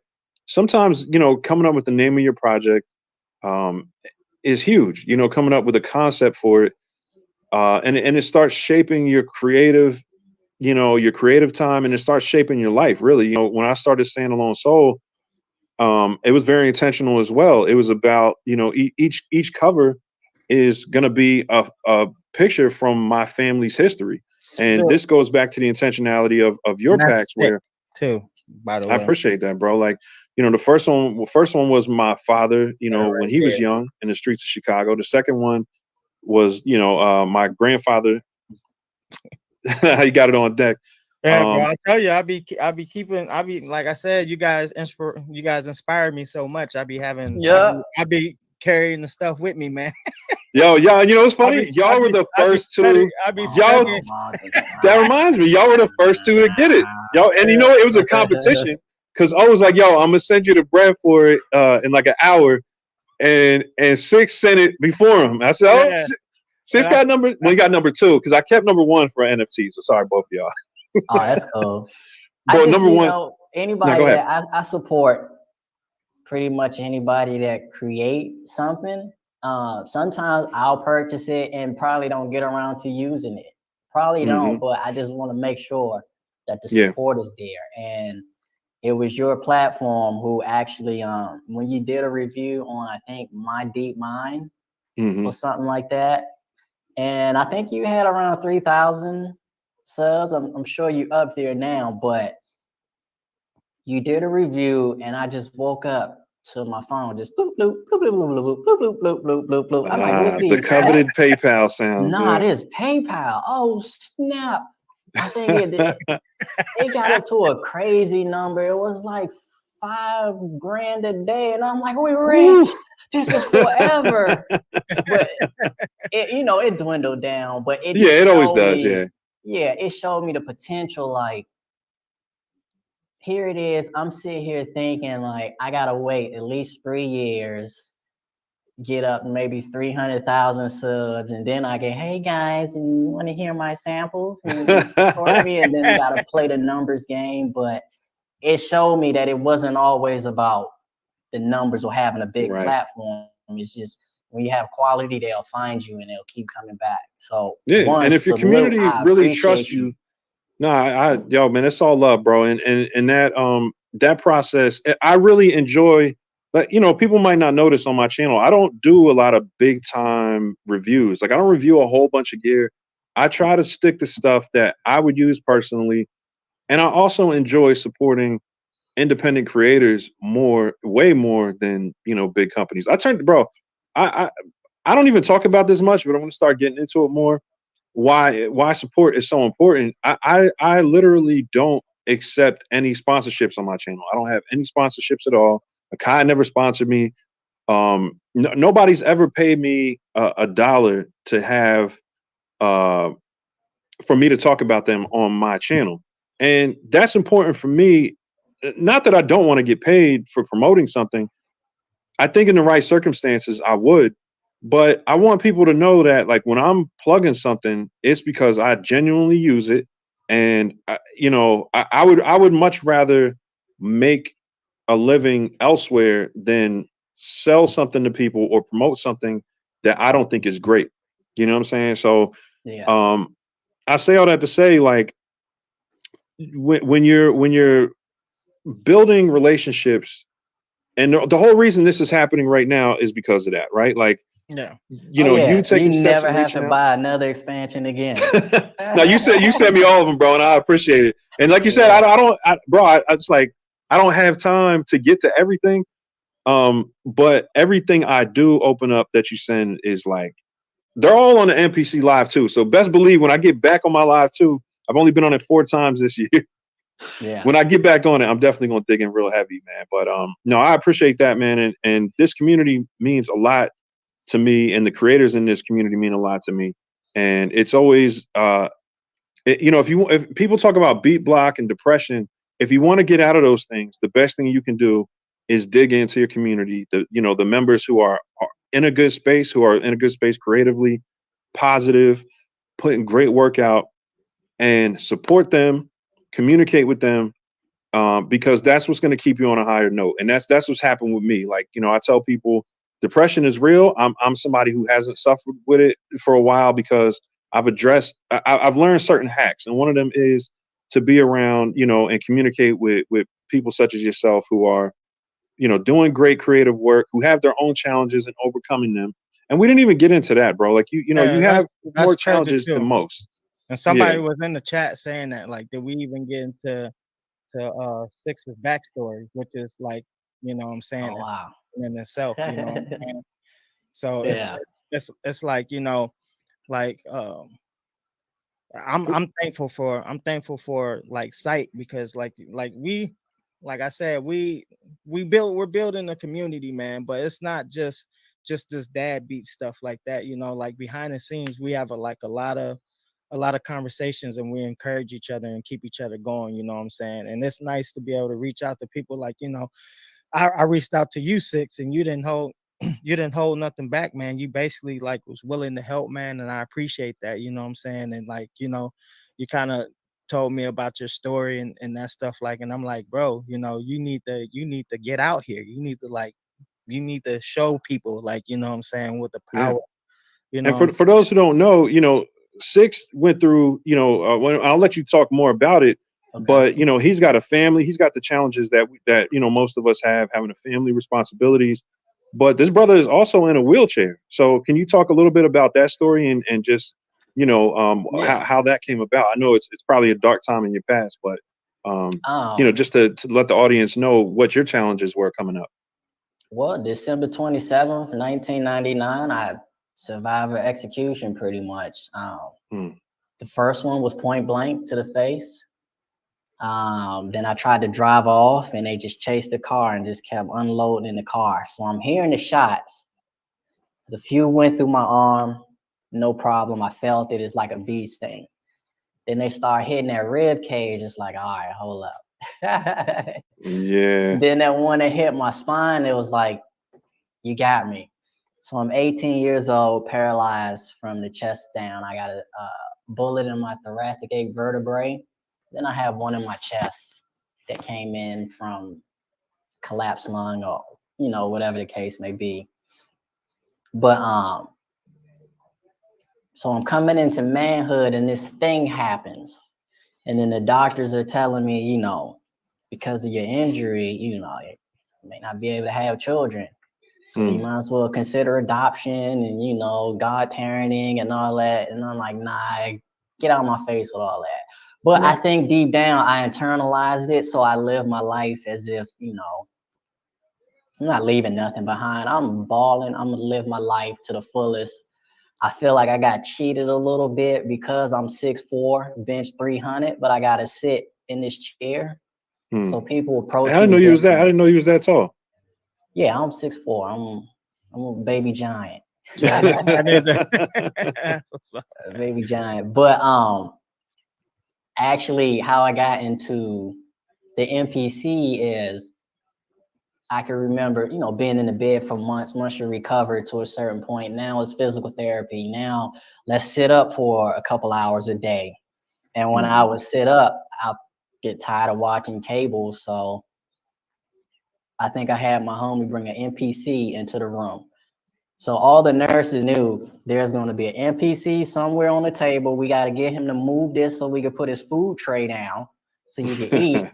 And the laptop. That's where I learned to did graphics. But these were tools that I used to get my mind off of the pain that my body was going through.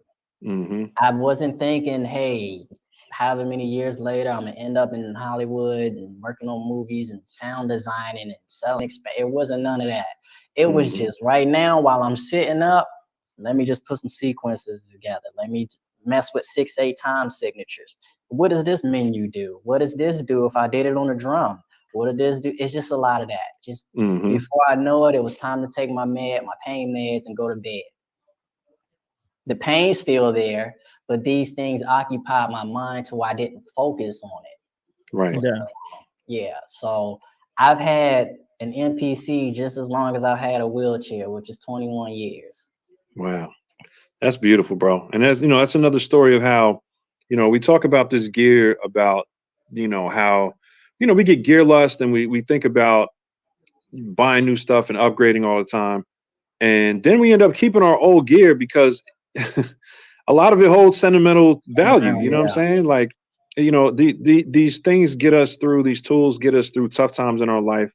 And if we use them, you know what I'm saying? If we apply ourselves to them, and that's a decision, you know what I'm saying? Like we have to make that decision every day when we have time. What are we going to do with our free time? Are we going to watch Netflix, play video games?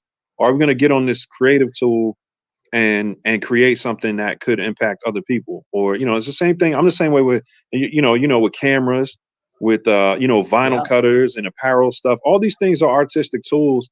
And, we have to use the tools that are in our reach, to leave our imprint on the world. You know what I'm saying? And that's why I don't really talk about gear lust and things like that on my channel much, because honestly, I'm give me one good MPC.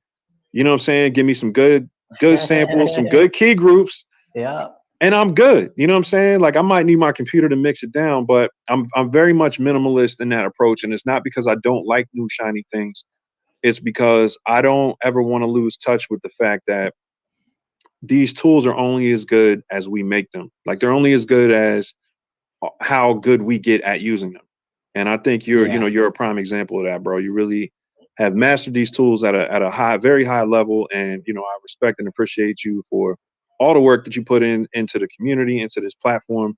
And I really look forward to everything you're about to do, with your channel. And, like I said, man, if you ever need help with anything, I'm at about 14,000. It's nothing to, write home about, but I have picked up some tips and tricks along the way. And I'm definitely trying to share those as much as possible. At this point, I humbly accept it. No, for real. Like a lot of, yes, my degree is in computer science, but that was 2004. So there are people who know things that I don't know, and I humbly accept that. And whatever I know, I can pass on as well.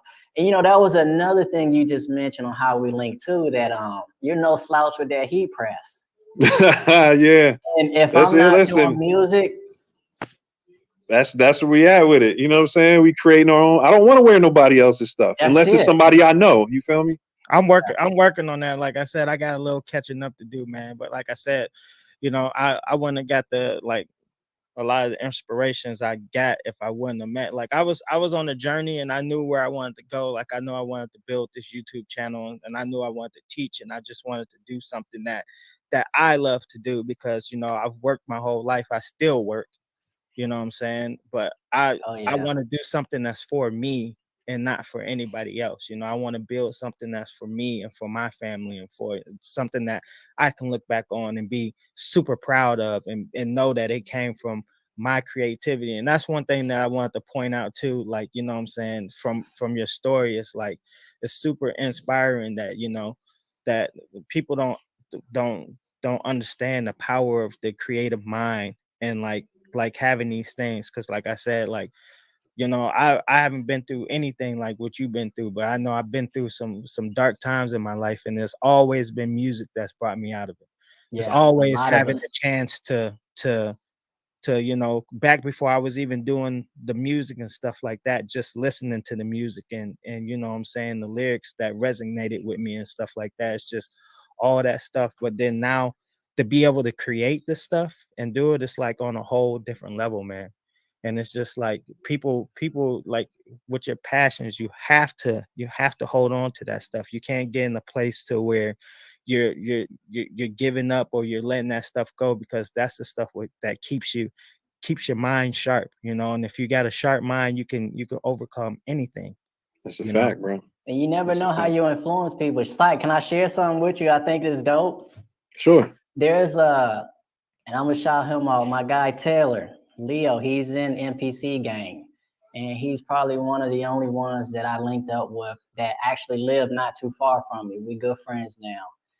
And I forgot which holiday it was. Oh, maybe it was around the stimulus checks. And you did a video, I think, about how to double your money or flip your money or something about flip the stimmy. Flipping the stimmy. And what you said in that video inspired him to where he went and got a heat press and a cutter and, you know, a couple of the materials. And I've been to his place a few times and I never noticed it sitting to the side. And then he mentioned it. He was like, yeah, I saw a video that Sykk did. And I'm like, that's dope, because by you getting this, you just changed your whole life for real. Now he has a brand called Matrix Glitcher. And sometimes if I need to, I could probably go down there, use his presses. I can send him files. We got pretty much the same cutter. But I thought that was dope that you inspired it, because I remember that video. And I was like, I wonder who's actually going to listen to this. Like, I got my cutter. I wonder that every time I hit upload. I'm like, oh, man, well, here's to 1 or 2 likes. But no, you never know what's going to hit with people. Yeah, and the potential, because like I do the safety shirts for the city of North Hollywood. So I've done city contracts. I've done contracts with churches and just brands of my own. So I know what that does. And I was proud of him that he actually did it. So just know that you are out here inspiring people, man. And shout out to Leo. Shout out to Leo, man. I'm glad you started on that journey, Leo. It's not for everybody, but it's one of those things where if you really get into it, you know, making apparel is so empowering, because we express ourselves as artists in our music and our vibe and our character, but the way we dress is just another canvas to paint on. You know what I'm saying? And the power for me has been making things that, you know, the community can relate to with the MPC gang stuff. And it's aside from helping create a little bit of financial freedom for me, where I'm able to invest in other areas of my business. Aside from that, there's something about having like a uniform with your community, right? Where it's like, you know, other people in the community are rocking it, and it's you identify each other. You know what I'm saying? You can see somebody, you know, if you see somebody in the street rocking an MPC gang hat, you're like, oh, you know what I'm saying? That's going to be a conversation. You know what I mean? So that's the power of apparel. And actually, like I said before, the homie Rye Beats, I'm gonna get him on here, man, and talk about that a little more, because he's really stepped up his apparel game. Like, he's got the screen printing and all that, and it's just another creative outlet for us in the community. It's not like everybody, you know, like I said, it's not for everybody, but for those who are looking for ways to really grow their brand, it's a great way to do that and stay creative. And the days that I don't want to make beats, I do like making apparel. So it's a good like off day creative thing. Meditative. Yeah, and like I said, like I get mad at people who like, you know, are like so in competition with different stuff, because people just really don't understand there's room for everybody to eat, man. You know what I'm saying? Like it's like people are gonna rock with you in certain different ways and stuff like that. So don't be afraid to get out there or to share like the knowledge, you know, that you have with certain people, because, you know, Soo100 could have been like, yo, you know, these my expansions, I ain't about to, stuff, you know. And I'm pretty sure there's a lot of stuff that, like, even if he wanted to tell me, he wouldn't be able to tell me unless I was sitting there with him. But, you know, he's been trying to explain things as best as he can to me when I have questions. Same with Sykk, you know what I'm saying? But these are dudes that, you know, are doing, you know, great things with, you know, their brands and stuff like that, but they're not afraid to spread the knowledge. You know, there's knowledge and power, and the knowledge is only there for the people who are willing to receive it. So just because you put the knowledge out there doesn't mean that everybody's going to take it and run with it anyway. So you know what I'm saying? Yeah, because I've got some bomb information in videos that are straight duds. Like they don't got, you know, my worst performing videos are the ones where I drop the most secrets, if you want to call it that, like kind of like the keys. But hey, man, it's, you know, it's not for everybody. Everybody don't want to hear the keys. People just want to be like, look, like I don't care how you made that Soo100, just take my money. You know? Yeah, no, and that's true too. That. Convenience is real. People pay for convenience, myself included. Yeah, you know what I'm saying. So, but I just feel like heard that.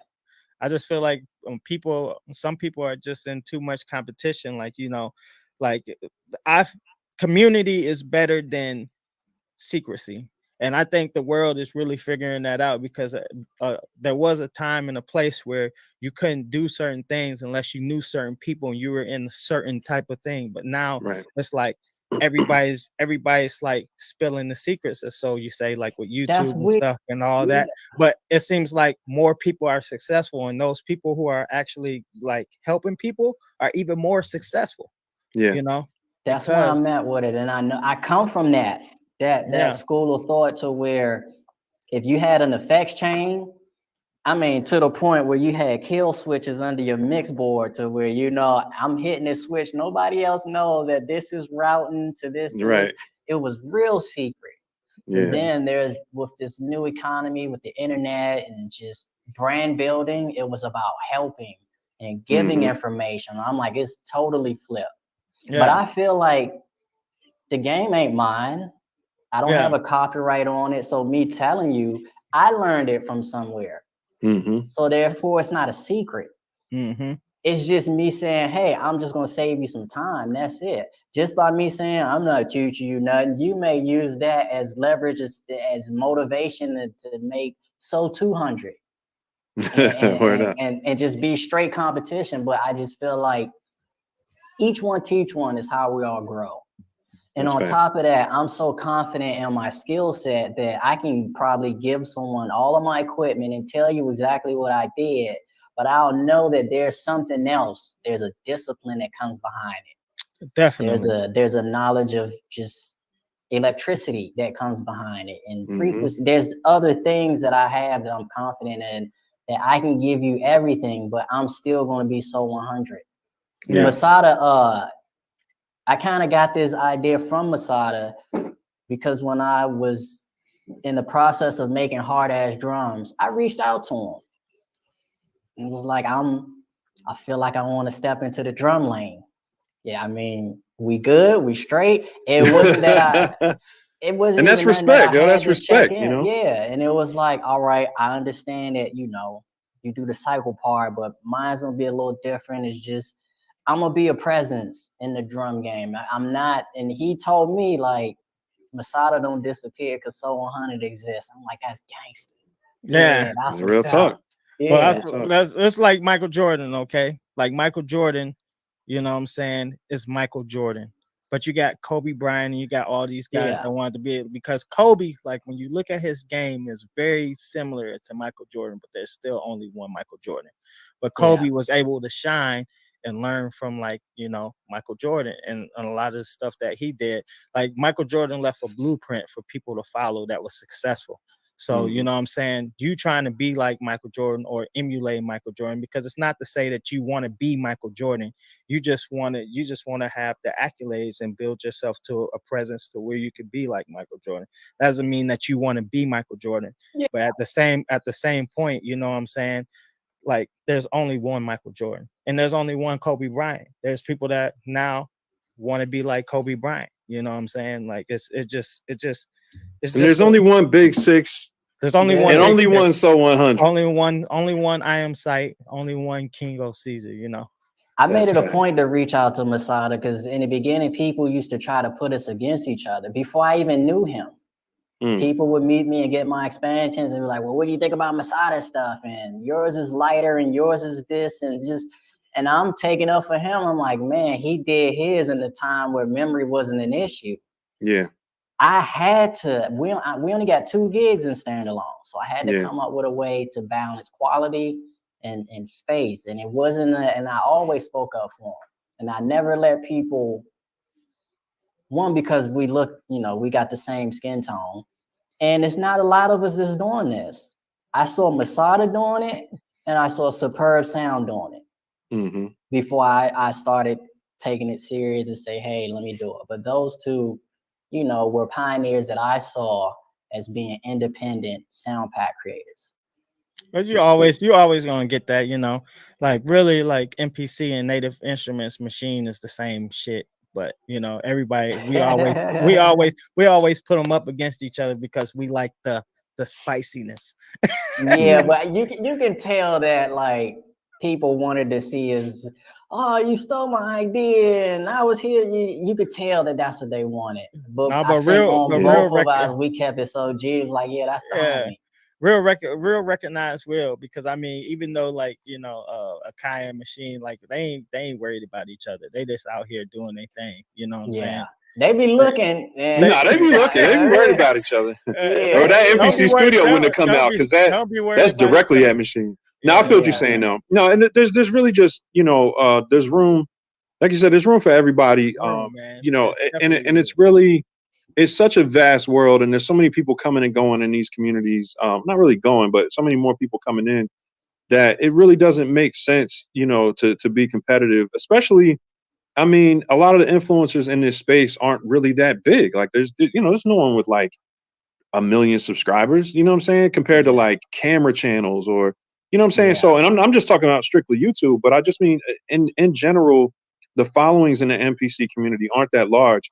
And I really want them to get bigger because I really, I think the influencers, if you want to call them that, in this community are really, really dope, man, and really inspirational. And, you know, it's part of the reason for this platform was to give more light, you know, to those individuals like yourself, man. So I appreciate Masada said, hey, bro, that's what we here for, man. And, you know, that's what I built this platform for, is to basically, and I'm not just talking about Dad Beats, I'm talking about my channel in general, but also Dad Beats. You know, we came up with the idea because there's so many people we wanted to collab with, and we needed a way to do it. You know, we needed a way to do it where it made sense, where we can share this information with the community and learn ourselves, you know, as well. So we appreciate you for coming on and you know, definitely teaching us something. We definitely got to do it again.